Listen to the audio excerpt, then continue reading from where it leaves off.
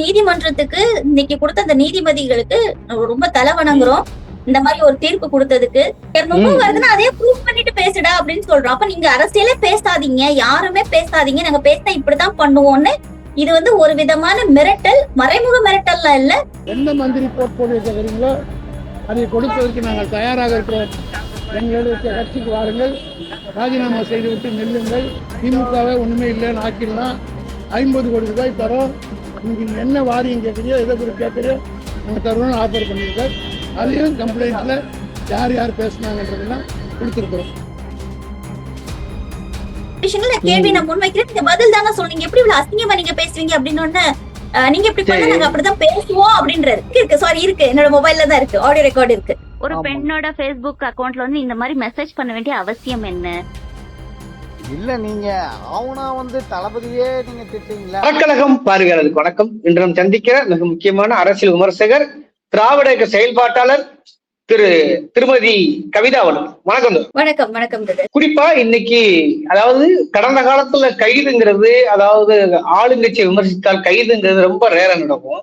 ஆனா சமீப காலமா டிவிக்கு ஆட்சிக்கு வந்த பிறகு பாத்தீங்கன்னா கைதுங்கிறது எது பேசினாலும் கைதுங்கிற மாதிரியான ஒரு சூழல் போகுதோ அப்படின்னு என்ன தோன்றுகிறது.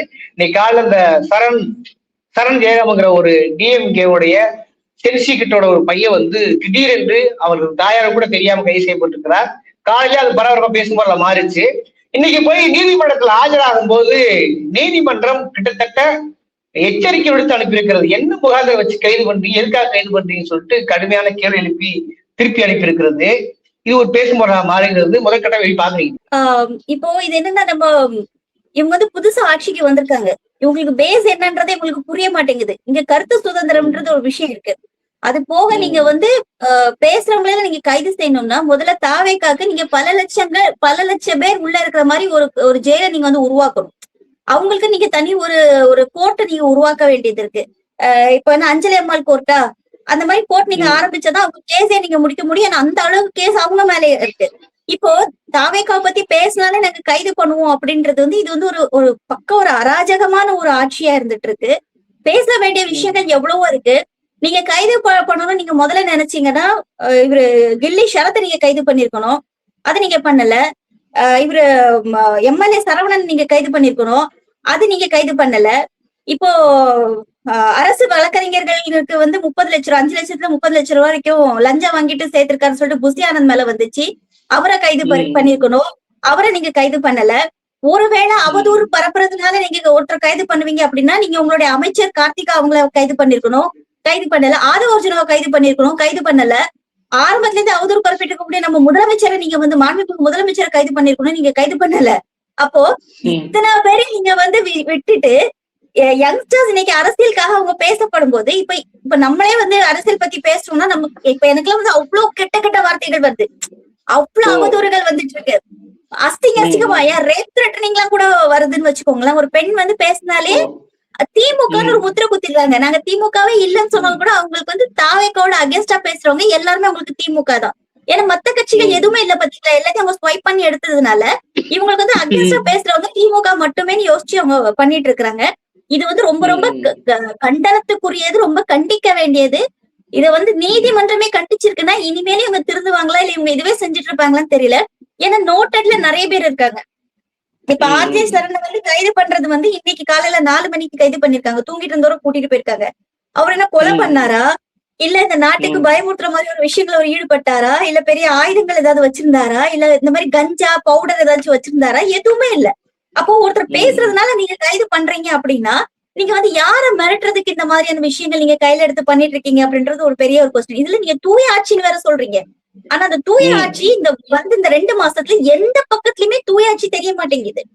அப்போ இந்த மாதிரி விஷயங்கள் பண்ணும்போது இவங்க அடங்கிடுவாங்க, இல்ல பயப்படுவாங்க. இப்ப எங்களுக்கு வர கமெண்ட் அடுத்தது நீங்க எல்லாம் தான் உள்ள போகணும். இப்ப நீங்க பிரதர் சொன்னீங்களே, இப்ப நம்ம எல்லாம் பேசுறோம், நமக்கு எல்லாம் ஒரு ஆபத்து இருக்கு அப்படின்னு. நிச்சயமாவே நமக்கு எல்லாம் பெரிய ஒரு ஆபத்து இருக்கு. அப்ப நீங்க வந்து ஜனநாயக முறைப்படி பேசக்கூடியவங்களை எல்லாம் நீங்க உள்ள தூக்கி வைக்கிறீங்க அப்படின்னா அப்ப இது கிட்டத்தட்ட ஹிட்லர் ஆட்சி தானே வருது. எதுவுமே பேசக்கூடாது. இப்ப நார்த் இந்தியால பாஜக எப்படி நடக்குதோ அதே மாதிரிதான் இங்க தாவேக்காக்கு நடந்துட்டு இருக்கு. தாவேக்காவை பத்தி பேசினாலே அவங்களுக்கு திமுக மட்டுமே இல்ல, அவங்கள வந்து நாங்க வந்து அவதூறு வழக்குல நாங்க உள்ள போடுவோம்னா நீங்க முதல்ல எல்லா தாவேக்காரங்களையும் அரெஸ்ட் பண்ணி உள்ள போடுங்க, மாண்புமிகு முதலமைச்சர் உட்பட. அதுக்கப்புறம் நீங்க மத்த பொதுமக்களை வந்து கை வைங்க அப்படின்றதுதான் கொஸ்டினா இருக்கு. இல்ல அதுதான் நீங்க சொல்லுவோம் ஞாபகம் வருது. இப்ப ஆலந்தூர் சார்ந்த ஒரு தாவேக பிரமுகர் ஒரு கணவர் இழந்த பெண்ணுக்கு பாலிட்டாக்க பண்ணான்னு செய்தி வந்திருக்கும். அவங்க கூட இன்னைக்கு வந்து அரசு நிகழ்ச்சியில பங்கேற்கிற ஒரு செய்தி வெளியாகிறது. இது போக RS பாரதி அவர்கள் மிக முக்கியமான குற்றச்சாட்டு முன்வைக்கிறார். எங்கள் எம்எல்ஏவிடம் வந்து 50 கோடி பேரம் பேசப்பட்டிருக்கின்ற செய்தி வெளிவருகிறது. எம்பிக்களும் விலை பேசப்படுகிற செய்தி வெளிவருகிறது. இப்ப இந்த குதிரை பேரங்கிற விஷயம் ஒரு பெரிய பேசுமுறையாக மாறுகிறது. அரசியல்வாதிகளுக்கு உதாரணமே பொதுமக்களுக்கு தான் நிலைமை என்றால் எப்படி புரிந்து கொள்வது? இப்போ இடைத்தேர்தல் நீங்க எடுத்துக்கிட்டீங்க அப்படின்னா, திருச்சி தொகுதியில முதலமைச்சர் அவர் நின்றாரு. அந்த தொகுதிக்கு இடைத்தேர்தல். அது போக 4 அதிமுக எம்எல்ஏக்கள் ரிசைன் பண்ணாங்க. அதுல இடைத்தேர்தல் வந்திருக்கணும். இப்ப நேற்றுக்கு தான் விஜயபாஸ்கர் 2 விஜயபாஸ்கரும் ரிசைன் பண்ணிருக்காங்க. சோ அப்படி பார்த்தா 7 தொகுதிக்கு இடைத்தேர்தல் அனௌன்ஸ் பண்ணிருக்கணும். இந்த ஒன்றிய அரசு என்ன பண்ணிருக்கு அப்படின்னா, குஜராத்லயும் மற்ற மாநிலங்கள்லயும் இடைத்தேர்தல் வர வேண்டிய தொகுதிக்கு அவங்களுக்கு டேட் அனௌன்ஸ் பண்ணி கொடுத்தாச்சு. ஆனா தமிழ்நாட்டுல இது வரைக்கும் அது பண்ணல. ஏன்னா இங்க இன்னும் குதிரை பேரம் நடந்துகிட்டே இருக்கு. இன்னும் எத்தனை மாசம் உங்களுக்கு டிஸ்கஷன் போகும், இல்ல எவ்வளவு பேர் வந்து ரிசைன் பண்ணிட்டு வருவாங்க அப்படின்றது தெரியும். அதிமுக இன்னும் சில பேர் வந்து ரிசைன் பண்ணிட்டு வர்றதுக்காக காத்துட்டு இருக்காங்க. அப்ப காத்திருப்பு பட்டியல் இருக்கிறதுனால இவங்க எல்லாம் முடிச்சுக்கிட்டு வந்ததுக்கு அப்புறம் ஒரேடியா வந்து ஒரு இடைத்தேர்தல் வச்சுக்கலாம் அப்படின்னு சொல்லிட்டு அவங்களுக்கு ஒரு சௌகரியம் கொடுக்கப்பட்டிருக்கா, இல்ல எதுக்காக இங்க வந்து இடைத்தேர்தலுக்கு டேட் அனௌன்ஸ் பண்ணாம இருக்குன்றது நமக்கு தெரியல. இப்போ இந்த ஆட்சி அமைஞ்சு 2 மாசத்துல எப்படி உங்களோட செயல்பாடு திட்டங்கள் இருக்கு அப்படின்னு பாத்தீங்கன்னா, நீங்க என்னெல்லாம் சொல்லிட்டு வந்தீங்களோ அத்தனைக்கும் நேர் எதிராதான் பண்ணிட்டு இருக்காரு இந்த அரசு. அதுதான் பண்ணிட்டு இருக்கு. இப்போ ஒரு தடவை வந்து முதலமைச்சர் விஜய் அவர்கள் வந்து பேசும்போது என்ன சொல்லியிருந்தாரு அப்படின்னா, இது எலக்ட்ரிக் சிட்டி இபி பில் கட்டிட்டு இருப்பாங்க, தண்ணி வரி கட்டிட்டு இருக்காங்க, ஆனா அவங்களுக்கு பட்டா இல்ல. நாங்க வந்தோம்னா அந்த மாதிரி பட்டவங்களுக்கு பட்டா கொடுப்போம். இப்ப பூந்தமல்லியில பல வீடுகள் இடிக்கப்பட்டு எல்லாம் கதறிட்டு இருக்காங்க. 200 யூனிட் வந்து நாங்க வந்து ஃப்ரீயா கொடுப்போம் அப்படின்னு சொல்லிட்டு 500க்குள்ள வந்தாதான் 200 யூனிட் ஃப்ரீன்னு சொன்னாங்க. இப்படி விவசாய தள்ளுபடி கடனா இருக்கட்டும், இப்ப இவங்க என்னெல்லாம் சொல்லிட்டு வந்தாங்களோ அது அத்தனைக்கும் மாற்றமா இருக்கு. ஒண்ணு இல்ல, இப்போ அமைச்சர் கார்த்திகா அவங்க வந்து கீர்த்தனா, சாரி அவங்க பேரு கூட எனக்கு வரமாட்டேங்குது, கீர்த்தனா தானே அவங்க பேரு. கீர்த்தனா வந்து ஸ்கூல்ல ஏறி டீச்சர்ஸ்க்கு வந்து பாடம் நடத்துறாங்க. இப்ப இவங்க மேல ஒரு அவதூறு வழக்கு போடலாமா?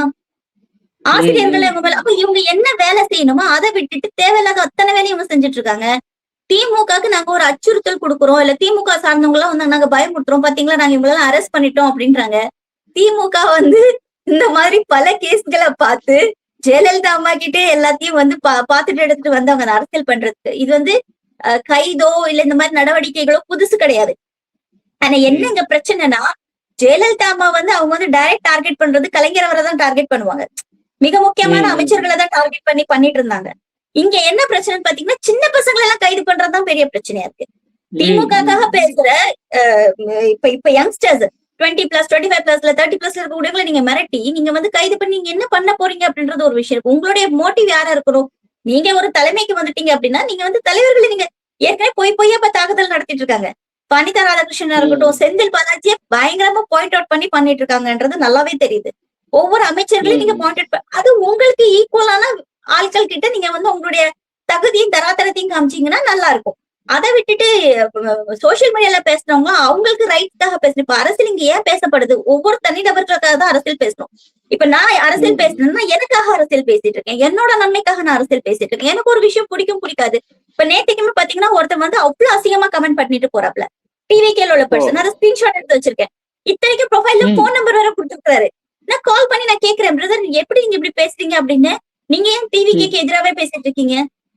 உங்களுக்கு ஒருத்தர் பிடிக்கும், எனக்கு சிலது பிடிக்காது. நான் சில விஷயங்கள கேள்வி நான் முன்வைக்கிறேன், நீங்க பதில் தானே சொல்றீங்க. எப்படி இவ்வளவு அசிங்கமா நீங்க பேசுவீங்க அப்படின்னு நீங்க எப்படி பண்ண நாங்க அப்படிதான் பேசுவோம் அப்படின்றாரு.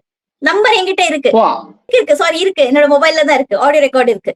இருந்த அவசியம் அனுப்புங்க பொதுமக்களுக்கு, அவர் யாருன்னு அடையாளம் காட்ட வேண்டியிருக்கு நமக்கு. ஒண்ணும் இல்ல பிரதர், நான் கவிதா சத்யமூர்த்தி. Facebookல நீங்க கமெண்ட்ஸ் போட்டிருந்தீங்க. ஏன் உங்களுக்கு அவ்வளவு ஒரு வன்மம்? ஏன் அவ்வளவு வன்மமான கமெண்ட் போடுறீங்க? நீங்க ஒரு பிசினஸ் பண்றீங்க, உங்க நம்பரை நீங்க ஓபனா வச்சிருக்கீங்க Facebookல. உங்க போட்டோ, உங்க மனைவியோட போட்டோ வச்சிருக்கீங்க. ஒரு பெண்ணோட Facebook அக்கவுண்ட்ல வந்து இந்த மாதிரி மெசேஜ் பண்ண வேண்டிய அவசியம் என்ன? இல்ல நீங்க அவனா வந்து தளபதியே நீங்க திட்டுறீங்களா? எங்க விமர்சனம் பண்றதுக்கு எல்லாருக்கும் உரிமை இருக்குல்ல. விமர்சனம் அதே மாதிரிதாங்க எங்களுக்கும் விமர்சனம் பண்றவங்க விமர்சனம் பண்ண எப்படி பண்ணணும்? விமர்சனம் வந்து எங்களை வந்து புண்படுத்துற மாதிரி எங்களை நீங்க வந்து உங்க தளபதி வந்து நீங்க வந்து உங்க தளபதி எங்க தளபதி எல்லாம் கிடையாது. ஒரு நிமிஷம் பிரதர், ஒரு நிமிஷம். ஒவ்வொருத்தருக்கும் ஒவ்வொரு கட்சியை சார்ந்து பிடிக்கும், ஒவ்வொருத்தரும் விமர்சனம் வைப்பாங்க. தாவேக்கால இருந்து வைக்காத விமர்சனம் கிடையாது ஸ்டாலின் மேல. நீங்க தனிப்பட்ட முறையில ஸ்டாலின் இல்ல ஏதாவது நீங்க ஒரு எப்ப நிமிஷம் பார்த்தாலும் பிரதர், ஒரு நிமிஷம் பிரதர். தவறவே பேசுறீங்களே.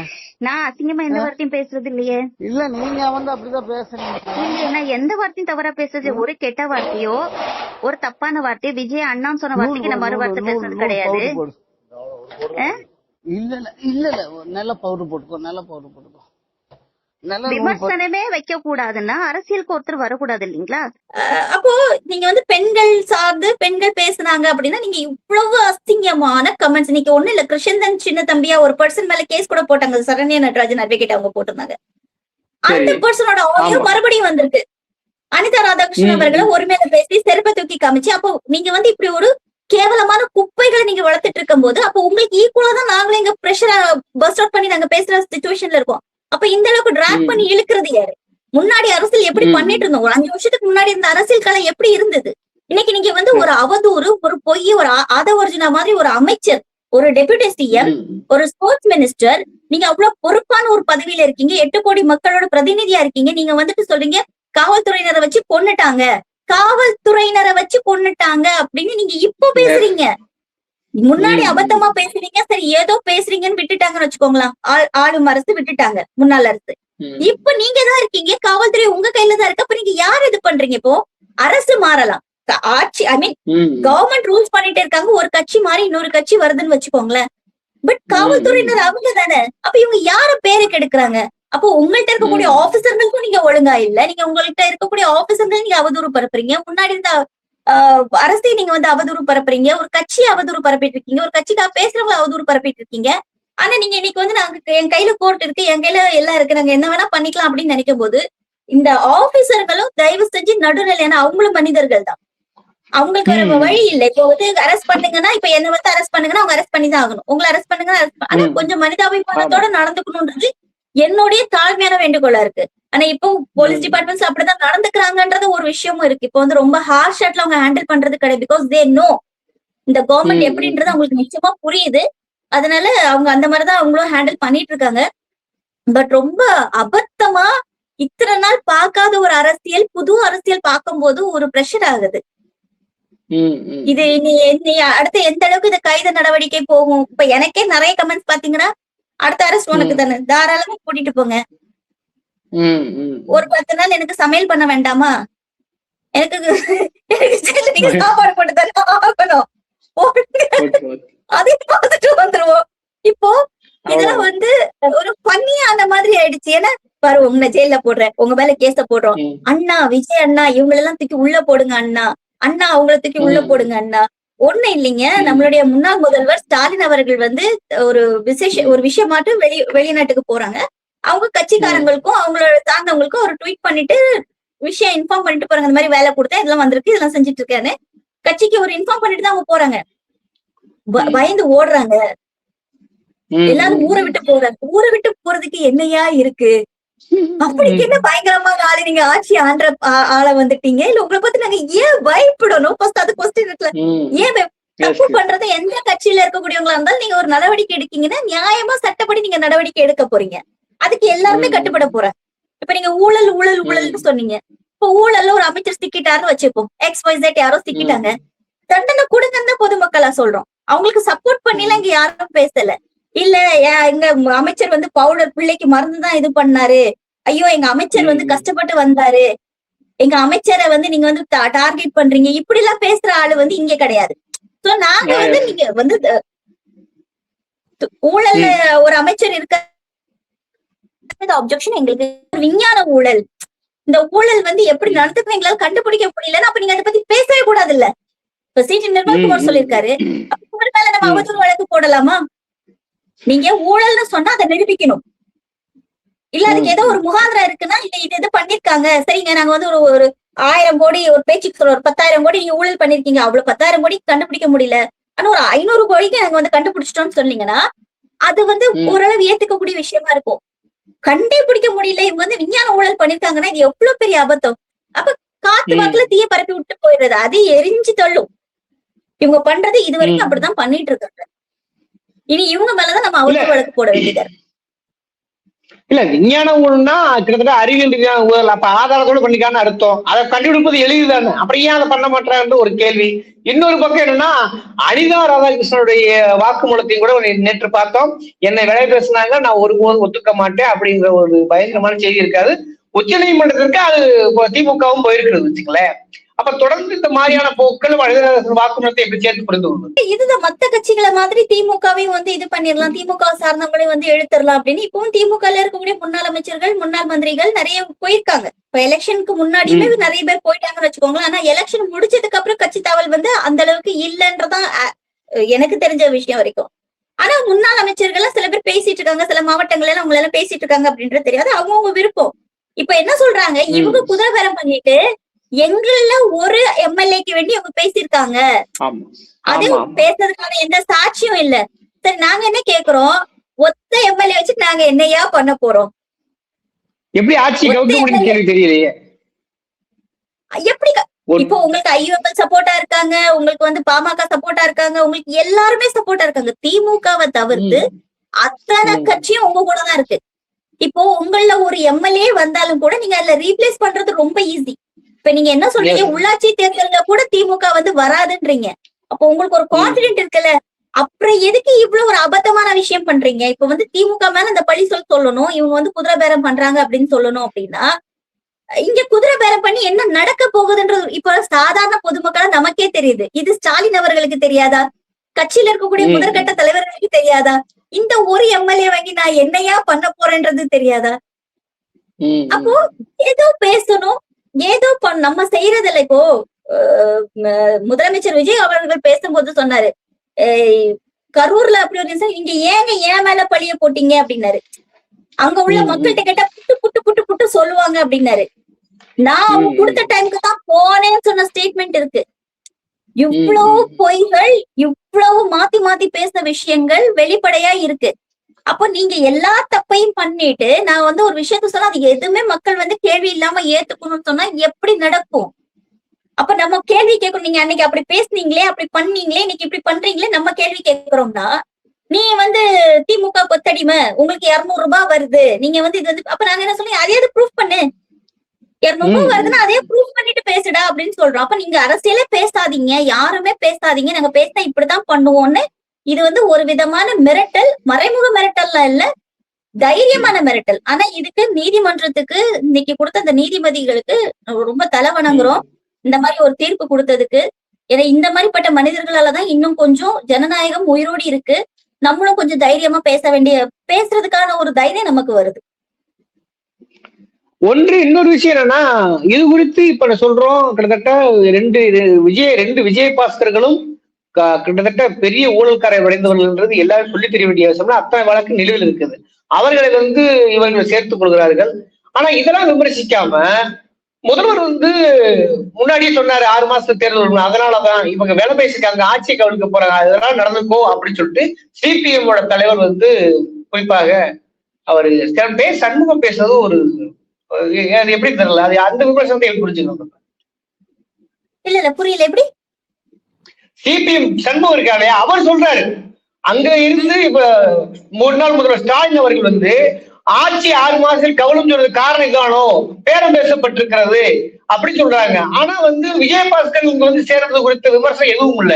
ஒரு இடதுசாரி கட்சி அப்படி இருக்கே, அப்ப அது ஏதோ ஒரு உண்மை இருக்கிறதா? அதாவது எப்படி புரிஞ்சு?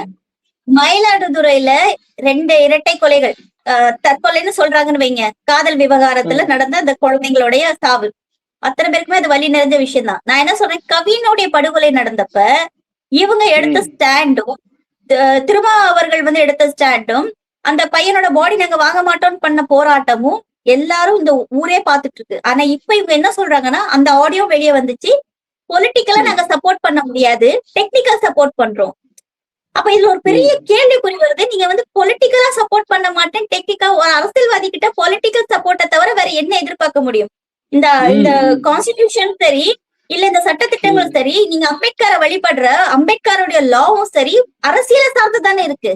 அரசியலை சார்ந்தான மக்கள் இருக்காங்க. அப்ப நாங்க அரசியல் ரீதியா நாங்க வந்து ஹெல்ப் பண்ண முடியாது, நாங்க டெக்னிக்கலா சப்போர்ட் பண்றோன்றதே ரொம்ப ரொம்ப ஒரு முரணான வார்த்தைகளா இருக்கு. இந்த வார்த்தை திருமா அண்ணா கிட்ட இருந்து இது வருதாங்கும் போது எனக்கு எல்லாம் ஒரு பெரிய ஷாக்கிங்கா இருக்கு. திருமா அண்ணா இப்படி பேசுறாரு, அவருக்கு என்ன பதில் சொல்றதுன்னு தெரியல. பட் வேற ஒருத்தர் போன் வாங்கி பேசுறாரு, அவருடைய குரல் கொஞ்சம் கான்பிடென்டா இருக்கு. இல்ல நீங்க போஸ்ட்மார்ட்டம் இது முடிஞ்சிருச்சுல, ஒண்ணும் பிரச்சனை இல்ல, நீங்க எரிச்சிருங்கன்றாங்க பாடிய. இது அது புதைக்க கூட கிடையாது, புதைக்க சொல்ல கூட எரிக்க சொல்றாங்க. ஆமா, அது நீங்க என்ன பண்ணுமோ பண்ணிக்கோங்க சொல்றாரு. பொண்ணோட பாடி எரிச்சிட்டாங்க, பையனோட பாடி கிடைச்சிருச்சு, அது நம்ம வந்து புதைக்கலாமா என்ன தேவை, மறுபடியும் போஸ்ட்மார்ட்டம் பண்ண வேண்டிய அவசியம் ஏற்படுமான்னு கேட்டதுக்கு அவசியம் ஏற்படாது, தேவையில்லை, எரிச்சிருங்கன்னு சொல்லல, பட் தேவைப்படாது அப்படின்னு சொல்றாங்க. அப்போ உங்களுடைய இன்னைக்கு நீங்க ஆளுங்கட்சிக்கு ஒரு சாஃப்டா ஒரு விஷயம் பண்றீங்கல்ல, ஆளுங்கட்சிக்கு வந்து எந்த விதமும் விமர்சனம் வைக்காம, இது வந்து ஒரு பேராபத்தான விஷயமா இருக்கு. நீங்க இது வரைக்கும் ஒரு அரசியல் கை எடுத்தீங்க, ஒரு தலித் அரசியல் கை எடுத்தீங்க, தலித் மக்களுக்காக நீங்க குரல் கொடுத்தீங்க, உங்களோட பொது தலைவரா நாங்க எல்லாருமே எடுத்துக்கிட்டோம். தலித்தோட தலைவர் இல்ல திரும்ப வந்து பொது தலைவர் தான் அப்படின்னு சொல்லிட்டு தான் இப்ப நாங்கெல்லாம் எடுத்து பாத்துட்டு இருக்கோம். அப்ப அப்படிங்கும் போது நாளைக்கு எனக்கு ஒரு விஷயம்னாலும் திரும்ப அண்ணா வந்து நிப்பாரு, எனக்கு ஒரு பிரச்சனைனாலும் எங்க திரும்ப அண்ணா வந்து நிப்பாரு. ஏன்னா அவர் வந்து பொது தலைவர், இப்ப நான் தலித் இல்ல, ஆனா எனக்காக அண்ணா குரல் கொடுப்பாருன்ற ஒரு கான்பிடென்ட் இருந்தது. இன்னைக்கு வந்து ஒரு பெரிய ஷாக்கிங்காவும் ஒரு பெரிய ஆச்சரியமாவும் இருக்கு. இன்னைக்கு இப்போ சிபிஎம் அவரு சண்முகம் அவர்கள் பேசுறதா இருக்கட்டும், ஃபர்ஸ்ட் சொன்னாங்க உங்களோட இதுல வரக்கூடாது அப்படி சொன்னாங்க. அது உட்கட்சியில அவங்களுக்குள்ள திருப்தி இல்லாம இருக்கலாம், அவங்களுக்குள்ள ஏதாவது பிரச்சனையில வரலாம் அப்படின்னா, நீங்க வந்து திமுகன்னு சொல்லும் போது உங்களுக்கு ஒரு சவுண்ட் ஒரு கோபமும் வர்றது, தாவைக்கான்னு வரும்போது அவங்க பிரஷரே இல்ல, அப்படி ஆழ்ந்த நிலைக்கு போயிடுறாங்க அப்படிங்கிறது. அப்ப எங்களுக்கு எல்லாம் பெரிய ஆச்சரியமா இருக்கு. தாவைக்கால அப்படி என்ன ஒரு ஸ்பெஷல் விஷயம் இருக்கு, விஜய் அவர்கள் இடத்துல அப்படி என்ன ஒரு சிறப்பான ஒரு விஷயம், ஏதோ ஒரு அவருக்கு நல்ல விஷயம் இருக்கு, அதை பாத்திருக்காங்க. அவர் கொஞ்சம் சாஃப்டான பர்சன் தானே. முதலமைச்சர் விஜய் அவர்கள் வந்து எப்பவுமே ஒரு சாஃப்டான, ரொம்ப பேசிக்க மாட்டாரு, அப்படியே அமைதியா இருப்பாரு. பேசினார்னா கொஞ்சம் அபத்தமா பேசுவாரு. ஏன்னா அவர் சினிமால இருந்து வந்ததுனால அவர் அந்த டயலாக்ல இருந்து இன்னும் வெளியே வரல. பாவம், அதுக்கு அவருக்கு ஒரு கொஞ்சம் டைம் தேவைப்படும் அவர் முதலமைச்சரா கன்வெர்ட் ஆகுறதுக்கு. அப்ப இவங்க கிட்ட எல்லாம் எப்படி பேசியிருக்கிறாரோ என்ன பண்ணிருக்கிறாரோ தெரியாது. இவங்க எல்லாம் வந்து ரொம்ப டோட்டலா மாறிட்டாங்க. இது வந்து ஒரு பேராபத்தான நிலையா இருக்கு. இன்னைக்கு கம்யூனிஸ்டோட ஸ்டாண்டா இருக்கட்டும், ஐயுஎம்எல் எல்லாம் பத்தி சொல்லிக்கவே வேண்டாம். அவரு காலு பாயிண்ட் வந்து வேற லெவல்ல போயிட்டாரு. அவரை இறைவன் இடத்துல கொண்டு வந்து வைக்க ஆரம்பிச்சிட்டாரு. நாங்க வந்து யாரையுமே இறைவனா பாக்கல, ஸ்டாலின் அவர்களா இருக்கட்டும் யாரா இருக்கட்டும், நாங்க வந்து எங்களோட தலைவரா பாக்குறோம், ஒரு முதலமைச்சரா பாக்குறோம். இந்த முதலமைச்சர் தகுதியும் இந்த தலைவருடைய தகுதியும் நாளைக்கு விஜய்க்கு வந்தா விஜய் நாங்க சப்போர்ட் பண்ண போறோம், நான் சப்போர்ட் பண்ணுவேன் டெஃபினட்டா.